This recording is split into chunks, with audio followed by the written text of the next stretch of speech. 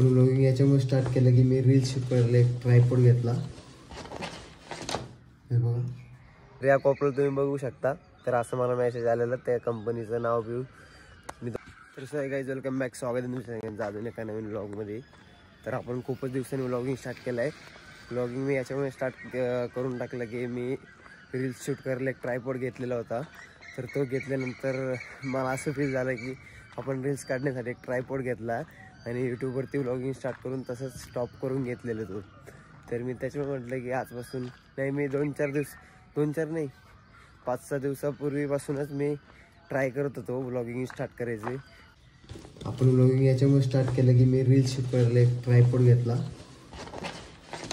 हे बघा मी जिममध्ये पण गेलो होतो, तिथे पण व्हिडिओ शूट केला होता. पण ते काही 2-4 मिनटापूर्वीच 2-4 मिनटाचाच फक्त तो व्हिडिओ बनलेला होता. तर त्याच्यामुळे मी काही 2-4 मिनटाचा व्हिडिओ पोस्टच नाही केला. त्यानंतर परत मी ट्राय केला, परत दुसरा व्हिडिओ तसाच शूट केला. दुसरा व्हिडिओ पण 2-4 मिनटाचाच बनला. मग त्याच्यानंतर माझा 2 दिवस लेग डेच होता. म्हणजे मी हप्त्यातून 2 दिवस लेग डे मारतो. तर लेग डेच्या दिवशीच तो व्हिडिओ शूट केलेला करत होतो मी. तर 2-3 मिनिटाचाच व्हिडिओ बनलेला आणि मी लगेच लेग मारला गेलो होतो. तर त्यामुळे म्हटलो तर रविवारी आपला रेस्ट डे रेस्ट डे नाही, रविवारी आपला रनिंग डे. संडे आज जिम बंद असतो. तर त्यामुळे मी आज ग्राउंडवरती आलो, ITI ग्राउंडवरती. तर बघा ग्राउंड, तर ग्राउंडवरती रनिंग करायला आलेलो. तर म्हटलं आज स्टार्टच करून टाकावा. आणि माझ्यासोबत एक इन्सिडेंट घडलेला होता, म्हणजे माझ्यासोबत एक गोष्ट घडलेली होती, मी तुम्हाला सगळं सांगतो. मी तुम्हाला एक इन्सिडेंट सांगत होतो की माझ्यासोबत काय झालं ते. तर मी आपल्या इंस्टा अकाउंटवरती मला एका कंपनीचा मेसेज आला, आणि मेसेज म्हणजे स्पॉन्सरसाठी किंवा कॉलेबसाठी. तर मेसेज आला, तर मेसेज आल्यानंतर मी पाहिलं, मला मेसेज आला आता तर आपले 173-74 फॉलोअर्स आहे, मेसेज कसं काय आला. तर या कोपऱ्यात तुम्ही बघू शकता. तर असं मला मेसेज आलेलं, त्या कंपनीचं नाव बिव मी तुम्हाला वरती दाखवतो. तर मेसेज आला आणि मी डायरेक्ट शॉकच झालो. मला मेसेज कसं काय आला, म्हणजे एवढे कमी फॉलोअर्स म्हणजे स्पॉन्सरशिप कॉलेब कळेना काही कळेना कसं काय आला. तर मी नाही म्हणून असंच रिप्लाय दिलं. रिप्लाय दिल्यानंतर मग ते मेसेज आल्यानंतर फक्त खाली त्यांचेच 3 ऑप्शन असतात रिप्लायसाठी. आपण काही मेसेज केले तरी त्यांचा रिप्लाय येत नाही. त्यांच्या ऑप्शनलमध्ये आपण जो चूज करून रिप्लाय करायचा तेव्हाच त्यांचा मेसेज येतो. तर मी असं बोलत गेल्यानंतर डिस्काउंट कोड वगैरे सगळं झालेलं होतं. तुम्ही बघा इथं मी डिस्काउंट कोड वगैरे पण पाठवलेलं होतं, म्हणजे ज्या प्रोडक्टचं डिस्काउंट कोड, म्हणजे डिस्काउंट कोड यूज केल्यावर किती टक्के 35 का कितीतरी टक्के होतं ते चॅटिंगवरती तुम्हाला दिसत असेल. तर म्हणजे तो डिस्काउंट जो वापरतो त्याला प्रोडक्टमधून 5% कितीतरी, आणि त्या प्रोडक्टच्या रेटमधून मला 35% कितीतरी भेटत होतं. तर असं आलेलं होतं. तर मी काय ओके म्हणजे त्यांच्या मेसेजच्या रिप्लायनुसार मी रिप्लाय करत होतो. पण लास्टला मला नंतर असं मेसेज आला की त्यांचा की हे स्पॉन्सरशिप स्वीकारण्यासाठी 5,000 का कितीतरी Kमध्ये फॉलोअर्स पाहिजे. तर तेव्हा मला मी शॉक झालो की आत्ता कळालं मला. मेसेज वगैरे सगळं झालेलं होतं. तर मला वाटलं काय झालं तर कोणाच्या बापाचे आपल्यालाच पैसे भेटतील. मी असं म्हणून हॅप्पी होत होतो आणि रिप्लाय करत होतो. नंतर हा मेसेज आला. नंतर राम. मी या इन्सिडेंटमधून तुम्हाला एवढंच सांगेन की हे आता आपल्यासोबत जे काही घडलेलं आहे, म्हणजे फेक कवायना काही खोटं कवायना काहीतरी घडलेलं आहे, पण हे आपण एक दिवस नक्की खरं करून दाखवणार. म्हणजे कोणत्या तरी कंपनीची स्पॉन्सरशिप घेणार, कॉलेब घेणार, 100% घेणार. म्हणजे घेणार शब्द आहे आपला. हा व्हिडिओ आता आपण बनवतोय.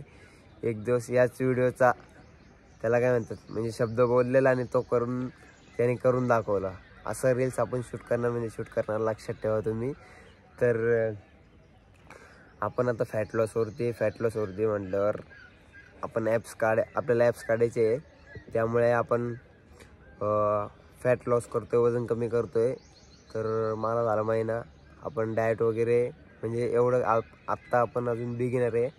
तर आपल्याला काही एवढं माहिती नाही, जेवढं माहिती आहे आपण व्हिडिओजमधून वगैरे घेतोय. तर साकेत गोखले कवायना, मीर लिप्स कवायना, डेवॉन कवायना, असे भरपूर यूट्यूबर्स आहेत. अजून आहेत भरपूर यूट्यूबर्स, तर त्यांचे व्हिडिओज वगैरे बघून आपण जे काही आपल्याला भेटते तर ते घेतो आहे आणि ते फॉलो करतो आहे. तर मी तुम्हाला एवढं सांगेन की तुम्हाला जर फॅट लॉस वगैरे करायचे असेल तर तुम्ही प्रोटीन, कार्ब्स याच्या नादी लागू नका. तुम्ही कॅलरीज ट्रॅक करा, कॅलरीज डेफिसिट बनवा. म्हणजे कॅलरीज ट्रॅक करून तुम्ही जेवढे तुम्ही कॅलरीज खर्च कराल दिवसात, म्हणजे जिममध्ये जायला का ना तुम्ही चालणार किंवा पाहणार, रनिंग करणार, तर त्यापेक्षा तुम्ही जेवढे कमी कॅलरीज खाल आणि कमी म्हणजे मी तुम्हाला एक्झाम्पल देतो. जर तुम्ही दिवसातून 1000 कॅलरीज खाल आणि 1500 तुम्ही खर्च करशाल, म्हणजे तुमचे 1000 खाल्ले आणि 1500 खर्च केले, म्हणजे 500 कॅलरीज तुम्ही खर्च केले. 500 कॅलरीज तुम्ही खर्च केल्यानंतर तुमचं वजन कमी होईल. समजते? तुमचं वजन कमी होईल. तर तुम्ही फॅट, प्रोटीन वगैरे त्याच्या नादी लागू नका. जर तुम्हाला वजन कमी करायचं असेल तर तुम्ही कॅलरीजच्या नादी लागा, कॅलरीज ट्रॅक करा, कॅलरीज बघा, गुगलवरती सर्च करा कशात किती कॅलरीज राहतात ते म्हणून. तर तसं तुम्ही फॅट लॉस करू शकता. नाहीतर तुम्ही किती पाळा, किती जॉगिंग करा, किती जिम करा, त्याचा काही फायदा नाही. तुम्ही जिम कराल आणि घरी येऊन तुम्ही 2000-3000 कॅलरीज खाशाल तर तुमचा फॅट लॉस कधी होणार नाही. तर आपण आता रनिंग करूया. रनिंग करून झाल्यानंतर आपण क्रिकेट खेळायला जाणार आहे. तर मी परत ब्लॉग स्टार्ट करतो. तर चला आपण रनिंग करायचं आपल्याला. तर आता आपण रनिंग करून झालेलं आहे कंप्लीट आणि वर्कआउट पण केलं आपण ग्राउंडवरती आणि आता चाललो आपण क्रिकेट खेळायला. तर तिकडे गेलो तर मी तुम्हाला व्हिडिओ शूट करून दाखवील थोडंफार क्रिकेटचं. आणि मी तुम्हाला हे सांगत होतो कॅलरीजबद्दल की जर तुम्ही फॅट लॉस करायचा विचार करत असाल किंवा नवीन तुम्ही वर्कआउट किंवा जॉगिंग चालू केलेलं असाल तर तुम्ही पहिलं आपल्या कॅलरीजकडे लक्ष द्या. म्हणजे कुठल्या ह्याच्यात किती कॅलरीज असतात. कमी कॅलरीज पण पोट भरणारे आयटम्स खात जा तुम्ही.